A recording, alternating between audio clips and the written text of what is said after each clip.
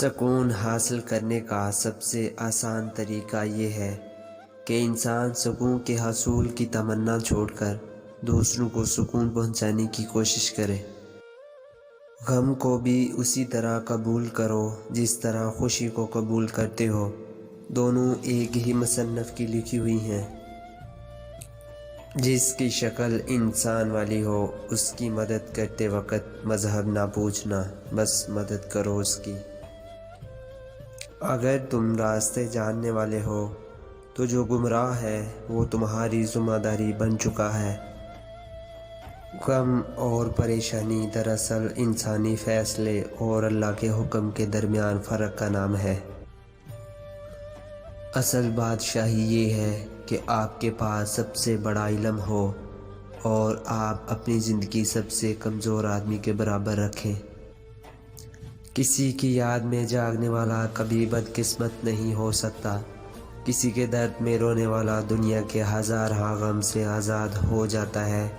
محبت کا سجدہ انسان کو ہزار سجدوں سے نجات دیتا ہے۔ ہر وہ آدمی جو ضرورتوں کے وقت محبتوں کو ترک کر دیتا ہے وہ آدمی کبھی وفادار نہیں ہو سکتا۔ ہم دوست کو چھوڑ دیتے ہیں، بحث کو نہیں چھوڑتے۔ ہم مباحثے جیتنے کی تمنا میں اپنے ساتھی ہار بیٹھتے ہیں۔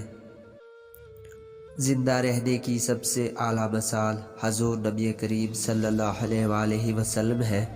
وہ کلمہ بن کے اور درود پاک بن کے آج تک زندگی کے اندر موجود ہے۔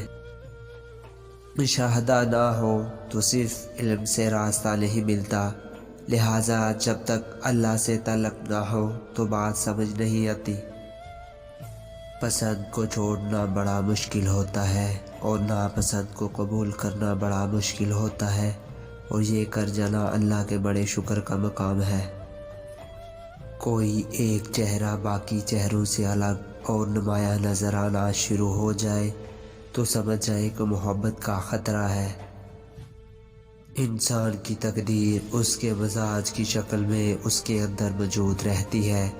یہ مزاج خواہش پیدا کرتا ہے، خواہش عمل پیدا کرتی ہے، اور عمل ایک نتیجہ پیدا کرتا ہے، اور نتیجہ تقدیر ہے۔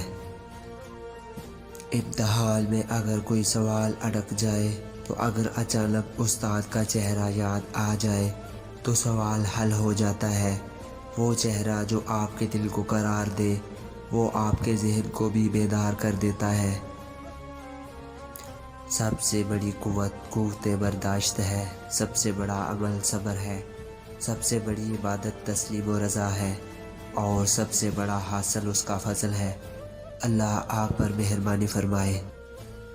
سب سے پیارا انسان وہ ہوتا ہے جس کو پہلی ہی دفعہ دیکھنے سے دل یہ کہے میں نے اس کو پہلے بھی کبھی دیکھا ہوا ہے۔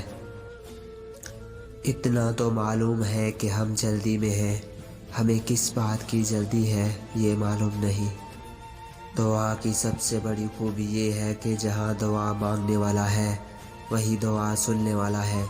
اگر آپ بآواز بلند دعا مانگے تو وہ درد سے سنتا ہے، اور اگر دل ہی دل میں مانگے تو وہ وہی موجود ہے۔